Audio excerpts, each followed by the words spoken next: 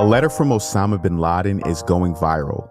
Plastic-eating bugs could help solve the world's trash problem. And we're starting the show in the Middle East, where Israel shared new evidence from its raid of a Gaza hospital. I'm Jeff Pierre, and this is The 7 from The Washington Post. It's Friday, November 17th. Let's get you caught up with today's 7 stories. At number 1, Israel claims it found evidence of militant activity at a Gaza hospital it raided.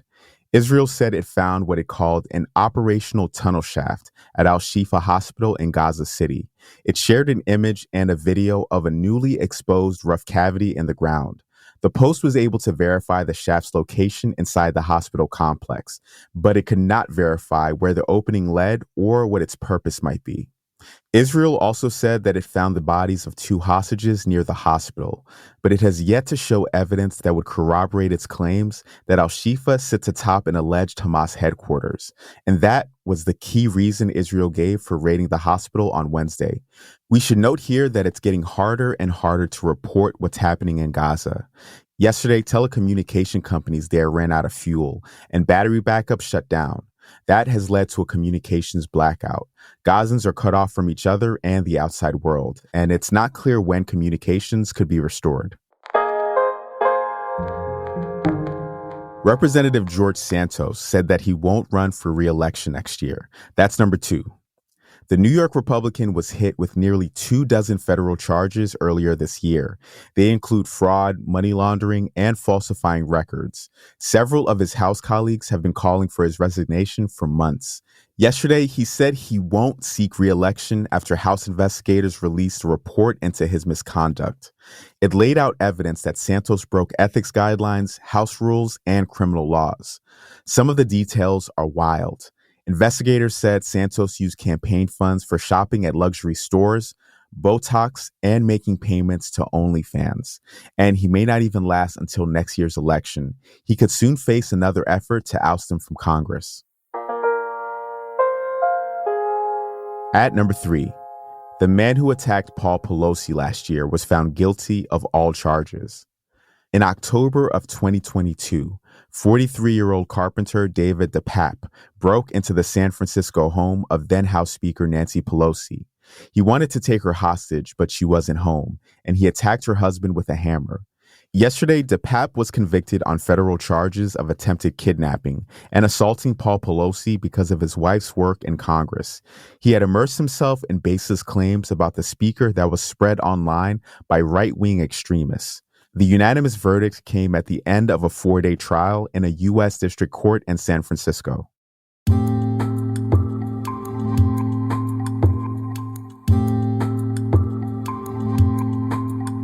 At number 4, a mistrial was declared for an ex-officer in the raid that killed Breonna Taylor.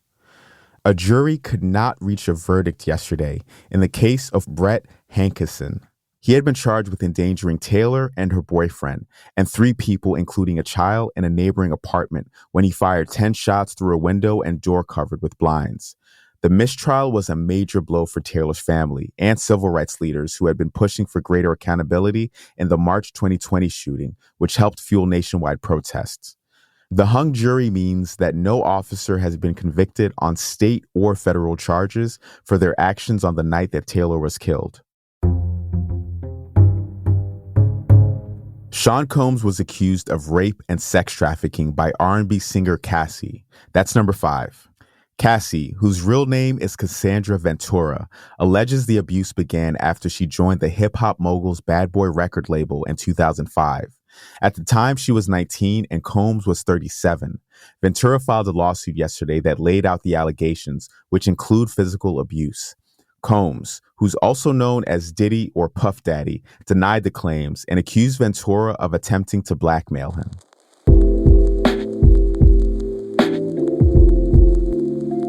Number 6, a decades-old letter from Osama bin Laden is going viral.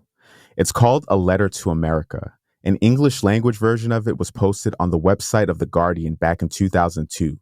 The Guardian has now removed it, and it's because this week a journalist shared a compilation on X, formerly known as Twitter, of TikTok videos of people describing their reactions to the letter and saying it had opened their eyes. I need everyone to stop what they're doing right now and go read. It's literally 2 pages. Go read A Letter to America. And please come back here and just let me know what you think, because I feel like I'm going through like an existential crisis right now, and a lot of people are. So I just need someone else to be feeling this too. In the letter, the late terrorist leader said the 9/11 attacks had been justified by U.S. support of Israel. The journalist's compilation of these videos caused bin Laden's manifesto to spread even further. The letter's new life on TikTok reveals the hazards of people getting their news on social media and how media coverage can fan the flames of viral controversy.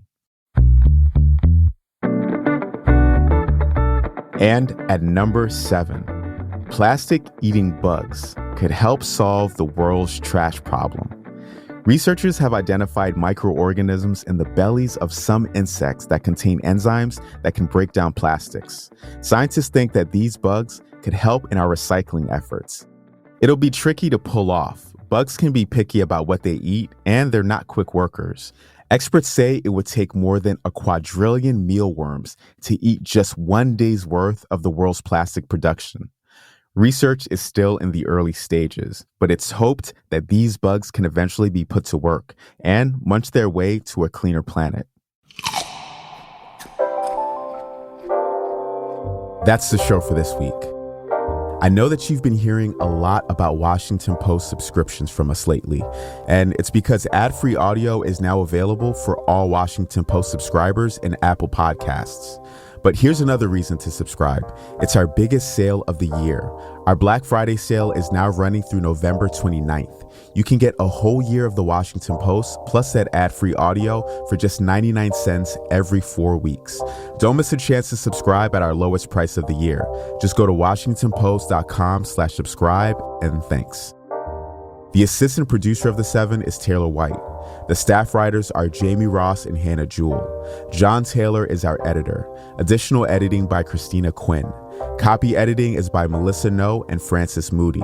Mixing and sound design is by Jim Briggs and Justin Garish. Our theme music is by Edith Mudge. Our director of audio is Renita Jablonski. I'm Jeff Pierre. Thanks for listening. Have a great weekend, and I will meet you back here on Monday.